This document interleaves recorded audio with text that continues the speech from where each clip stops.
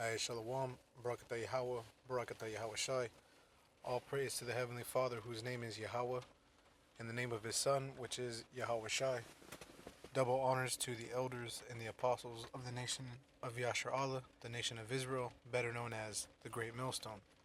Salutations to the elect, to the one-third, and to the 144,000. Death to two-thirds and all the wicked.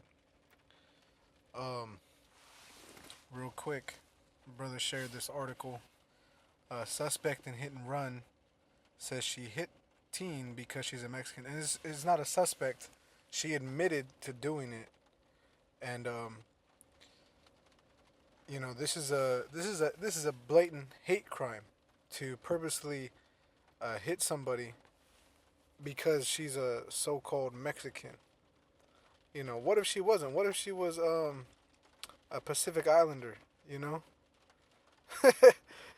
like what if she was something else? What if she was 15-year-old Clive girl is out of the hospital tonight after being run over by a car on Monday. Police tell KCCI that they are now searching for the driver who jumped a curb, hit her, and drove away.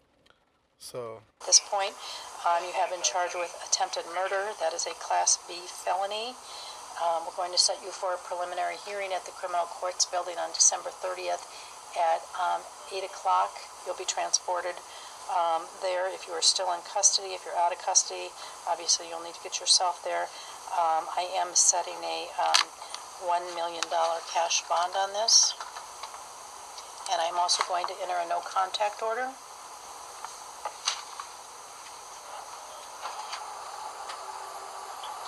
she doesn't even look phased, man. She doesn't even give a shit, you know. But yeah. So this is shouldn't be surprising to you Negroes, Latinos, and North American Indians. The so-called white man, he is our enemy. We may have decent encounters or conversations, or maybe even civil relationships with them, and that's good. The scriptures do tell you to, if at all possible, to be at peace with all men. We are by no means looking for a war, because the so-called white man, he's already started the war. But our job as men of the Lord is to remain spiritual, and to wait for his return, for Yahweh Shai's return, not Jesus, for Yahweh Shai to return, okay, which is prophetic according to the chapter Isaiah, the 63rd chapter, that he's going to return and he's going to punish Edom. So the book of Obadiah deals a lot with Edom. If you want to know what the so-called white man's destiny is and why so, Obadiah does get into a lot of it. And verse 10 here is what I wanted to focus in on. It says, "For thy violence against thy brother Jacob, shame shall cover thee, and thou shalt be cut off forever." So the violence that the red Hebrew Edomite has against the brown Hebrew Israelite, okay, that shame is going to be a shame unto him. Now, incidents like that, other so-called white people, they're going to have what they have a phrase called white guilt, okay, which they're not white, but that's another thing that they do. They play on words to try to make themselves look better.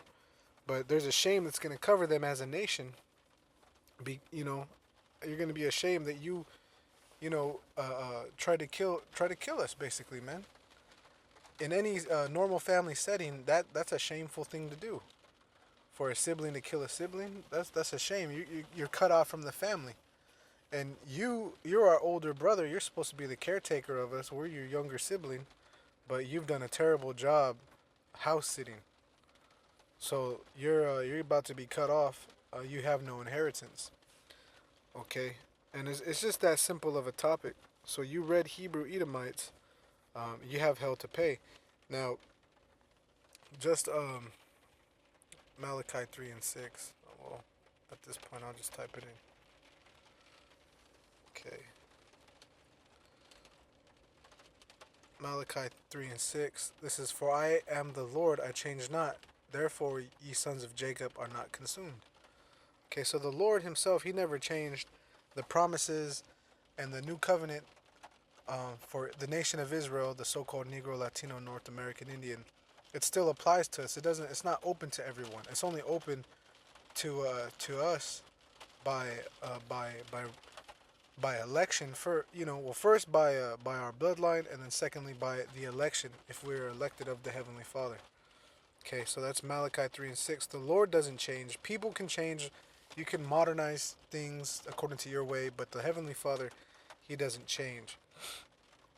Okay, now this is Malachi 1, and just to the point, verse 2. I have loved you, saith the Lord, talking to Jacob, to Israel. Yet ye say, wherein hast thou loved us? And the answer is, well, wasn't not Esau Jacob's brother, saith the Lord? Yet I love Jacob.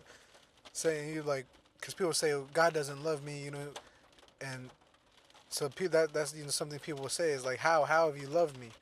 And the Lord is responding saying, well, weren't you two brothers? But I loved you and not him. And see, because he loved us, he chastens us, and he puts us through these hard situations in life, especially as a people, this Negro, Latino, and North American Indian. We don't have seats in the Senate. We're not recognized as countries. We've been taken over and forced into their countries, under their flags, under their rules, and we've been forced to identify as whatever they want to label us. Verse 3, and I hated Esau, that's never changed, and laid his mountains and his heritage waste for the dragons of the wilderness. You see, because he doesn't live where he used to live anymore. He's a fugitive and a vagabond. He's the reincarnation of Cain, who killed his brother Abel. And what did he do? He had to be a vagabond and a fugitive, because that's what murderers do. They go on the run. Like this lady that ran over this girl. They found her an hour later because she had committed another crime. You see? And that's how everyone knows that the so-called white man is the devil, that he's Edom, that he's Esau, because he keeps doing what a red devil would do. Verse 4, whereas Edom saith, the so-called white man, but this is what he says, we are impoverished, but we will return and build the desolate places. Right? It say, yeah, we're in ruins, we're not set up, but we're still gonna, because of that pride. They have that pride rising from the ashes. That's something that they're real big on. They're real big on that spirit of the phoenix rising from the ashes. You wouldn't have to rise from the ashes if you just believed in life. Because when anything gets smothered down into ashes, it means you've been burnt to a crisp. And the Heavenly Father, that's what He's going to do with you. You're cut off. You're going to be resulted to ashes.